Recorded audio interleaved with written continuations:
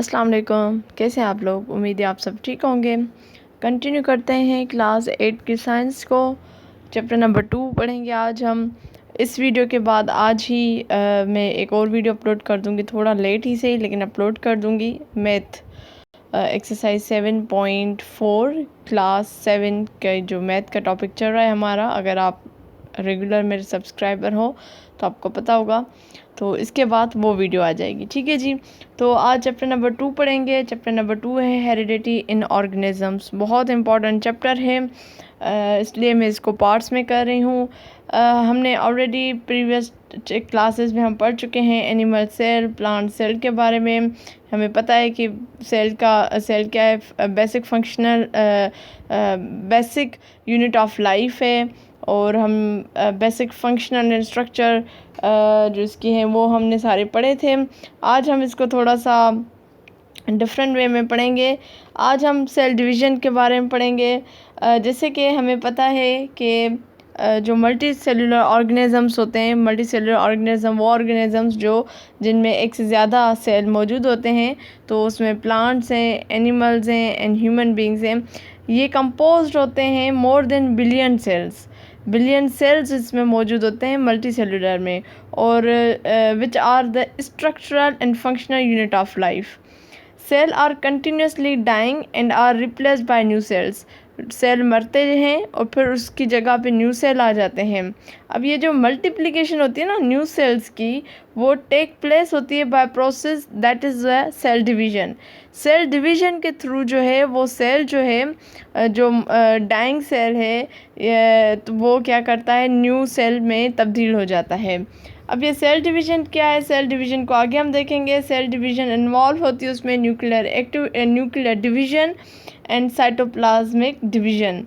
आज ही अगर आपने 9th का क्वेश्चन पेपर देखा होगा तो उसमें एमसीक्यूज़ भी था और उसमें क्वेश्चन भी था कि कैरियोकाइनेसिस एंड साइटोकाइनेसिस हम किसको बोलते हैं, ये क्वेश्चन भी था और एमसीक्यूज़ में भी था। तो न्यूक्लियर की जो डिवीज़न होती है उसको हम कहते हैं कैरियोकाइनेसिस। ये नोट कर लें पॉइंट। जब न्यूक्लियस की डिवीज़न होती है उसको हम कैरियोकाइनेसिस बोलते हैं, और जो साइटोप्लाज्म की डिवीज़न होती है उसको हम बोलते हैं साइटोकाइनेसिस। ठीक है, ये पॉइंट आप लिख लें कॉपी में। जो न्यूक्लियस होता है, जो सेल के अंदर होता है, जो सेंटर में होता है, ये भी हिस्सा लेता है सेल डिवीज़न में। अब न्यूक्लियस में क्या होता है, न्यूक्लियस में हेरिडिटी मटेरियल मौजूद होता है। ठीक है, न्यूक्लियस में क्या होता है, न्यूक्लियस में हेरिडिटी मटेरियल मौजूद होता है जिसको हम क्रोमोसोम्स बोलते हैं। और ये क्रोमोसोम्स ही बेसिकली जब न्यूक्लियस जो है वो उसकी डिवीज़न होती है तो दैट्स मीन उसमें क्रोमोसोम्स में छेड़छाड़ होती है, क्रोमोसोम्स डिवाइड होते हैं और फिर वो एक न्यू सेल बन जाता है। अब ये जो सेल डिवाइड होता है बेसिकली वो पेरेंट सेल से डिवाइड होता है, जो मेन सेल होता है। ठीक है, और फिर जो प्रोड्यूस होते हैं उनको हम बोलते हैं डॉटर सेल्स। अगर आप पिक्चर में भी देखें, ये आपका पेरेंट सेल है,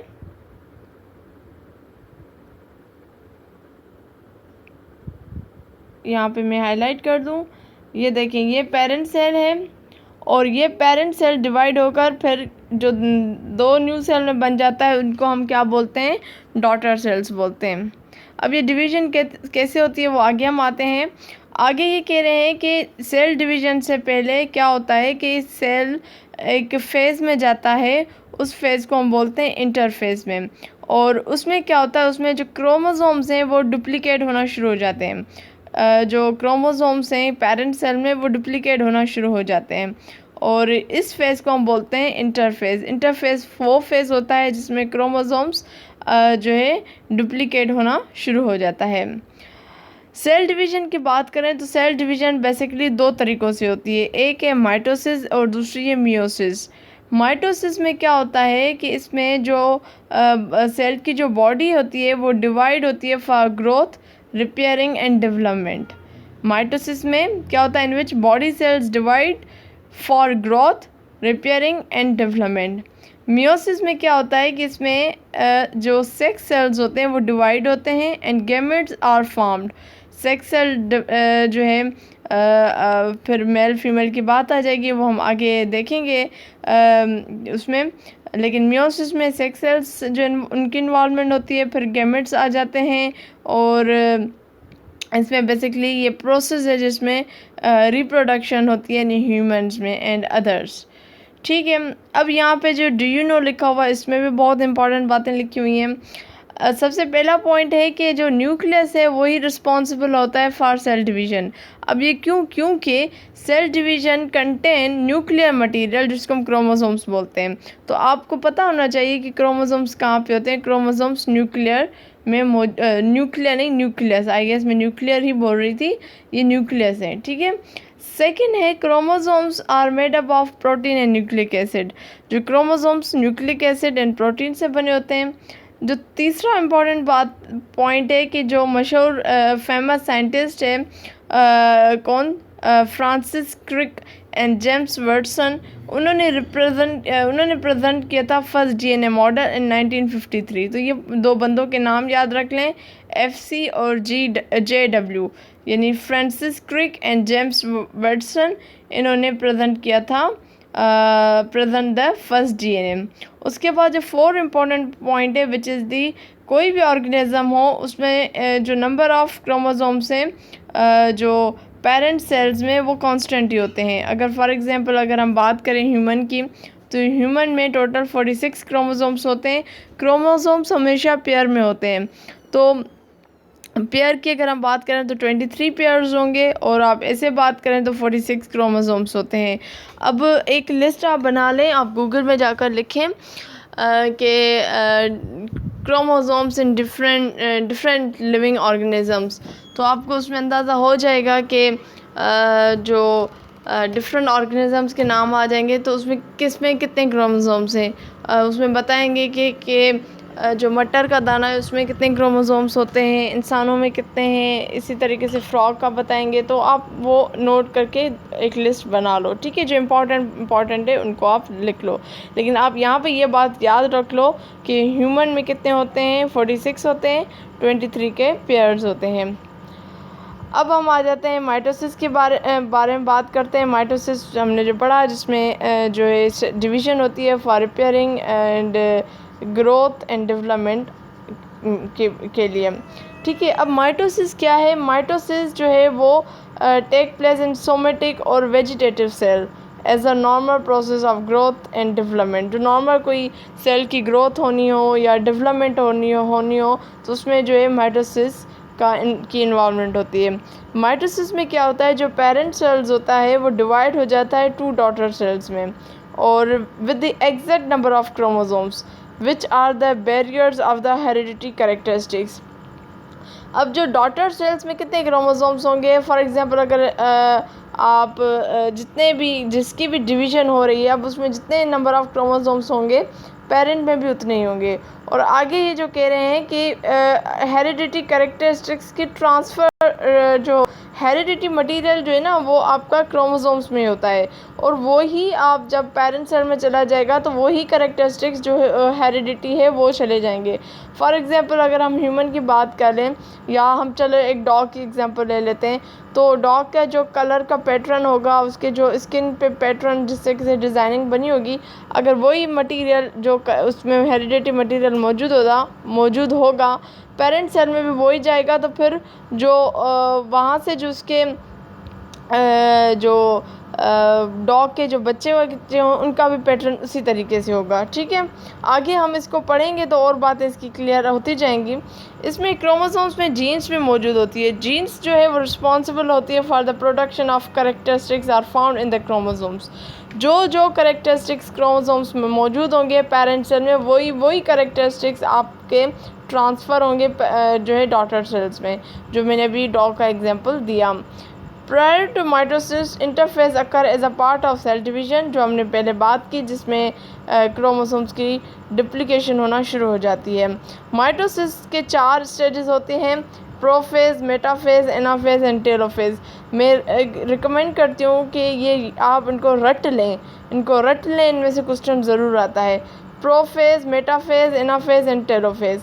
सबसे पहले हम बात करते हैं प्रोफेज में क्या होता है कि फर्स्ट स्टेज होती है सेल डिवीज़न की। इसमें जो क्रोमेटिन होते हैं, जो क्रोमोसोम्स में होते हैं, वो थिक होना शुरू हो जाते हैं। थिक भी होते हैं, साइज़ में शॉर्ट होना शुरू हो जाते हैं और फिर माइक्रोस्कोप में वो आराम से नज़र आना शुरू हो जाते हैं। अगर उसके बाद सेकंड फेज़ है, अब आपका क्या हुआ, क्रोमेटिन क्या हो जाएगा, थिक भी हो जाएगा, साइज़ में छोटा भी हो जाएगा और थोड़ा विजिबल भी हो जाएगा।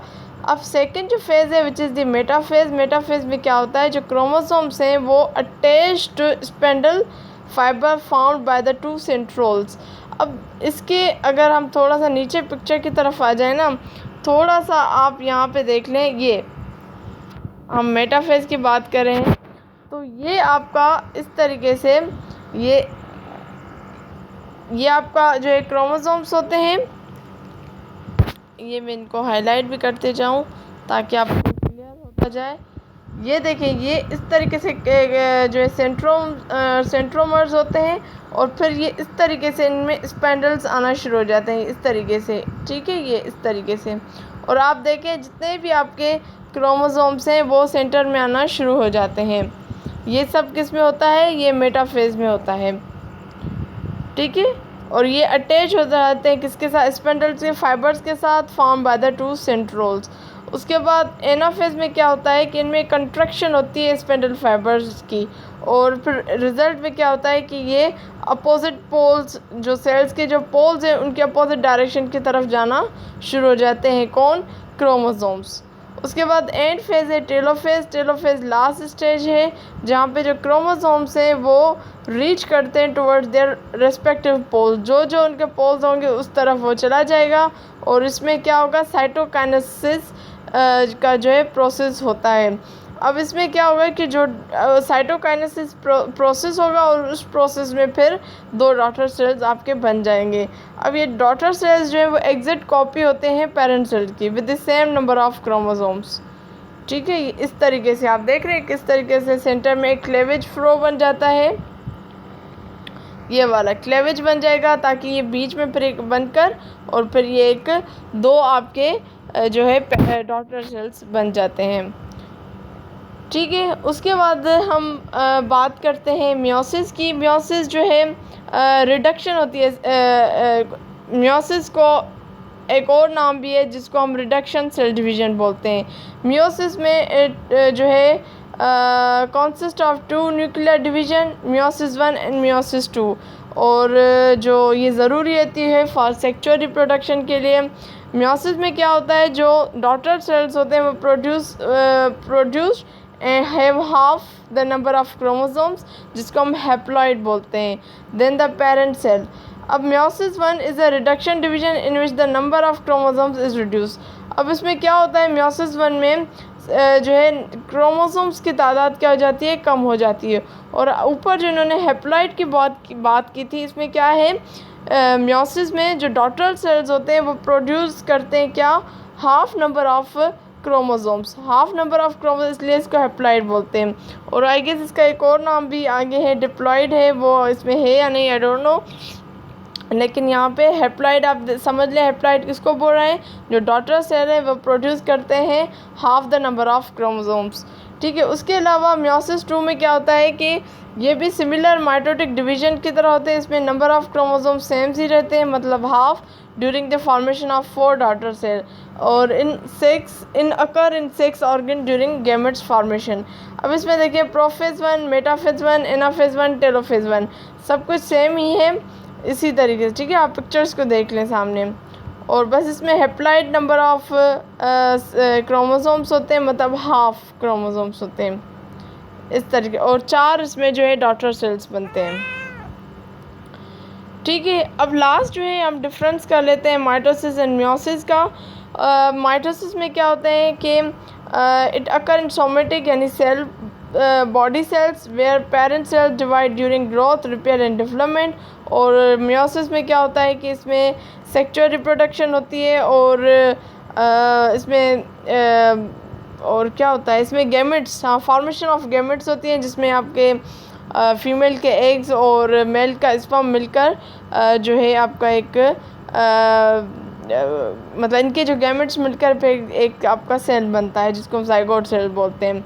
उसके बाद माइटोसिस में आ जाए तो फिर 2 आइडेंटिकल डॉटर सेल्स बनते हैं जिसमें सेम नंबर ऑफ क्रोमोसोम्स मौजूद होते हैं आउट ऑफ 1 पेरेंट सेल्स से, ठीक है। और मियोसिस में क्या होता है कि 4 आपके डॉटर सेल्स बनते हैं और इनमें हाफ नंबर ऑफ क्रोमोसोम्स मौजूद होते हैं जिनको हम हैप्लॉइड बोलते हैं। थर्ड पॉइंट देखें माइटोसिस का, तो माइटोसिस कंसिस्ट ऑफ 1 राउंड, एक ही राउंड होता है, लेकिन मियोसिस कंसिस्ट ऑफ 2 राउंड जिसमें मियोसिस 1 एंड मियोसिस 2। उसके बाद माइटोसिस का फोर्थ पॉइंट देखें तो इसमें साइटोकाइनेसिस होती है after telophase which is the last stage of mitosis. और इसमें मियोसिस में देखें तो साइटोकाइनेसिस या division of cytoplasm take place in both meiosis 1 and meiosis 2। और पांचवा जो पॉइंट है वो क्या है कि क्रोमोसोम्स जो है नंबर रिमेन सेम ही रहते हैं, लेकिन chromosomes number become half. Meiosis में क्या हो जाता है कि क्रोमोसोम्स की तादाद हाफ हो जाती है, ठीक है। बाकी आप इसके हम एमसीक्यूज करेंगे तो हमें आइडिया हो जाएगा कि इनमें से किस टाइप के कैसे क्वेश्चंस आ सकते हैं। इनके ज़रूर मैं एमसीक्यूज़ करवाऊंगी। बाकी मैं आपको रिकमेंड करूंगी कि ऑनलाइन जाकर आप लिखें एमसीक्यूज़ ऑफ सेल डिवीज़न, तो बहुत ज़्यादा आ जाते हैं, इजी से डिफ़िकल्ट भी आ जाते हैं, तो इसकी आप थोड़ी सी प्रैक्टिस कर लीजिएगा। और इंशाल्लाह जी अब हाज़िर होंगी मैं नेक्स्ट वीडियो में। नेक्स्ट वीडियो आपकी मैथ की वीडियो होगी। और कमेंट ज़रूर कीजिएगा, वीडियो को लाइक कीजिएगा। अगर कोई बात अच्छी लगती है तो वो भी आप कमेंट बता दें, कोई बात बुरी लगती है तो वो भी आप कमेंट बता दें। तो इंशाल्लाह जी हाज़िर होंगी नेक्स्ट वीडियो में। मुझे दुआ में याद रखिएगा और इंशाल्लाह हाज़िर होंगी। तब तक मुझे दीजिए इजाज़त। अल्लाह हाफ़िज़।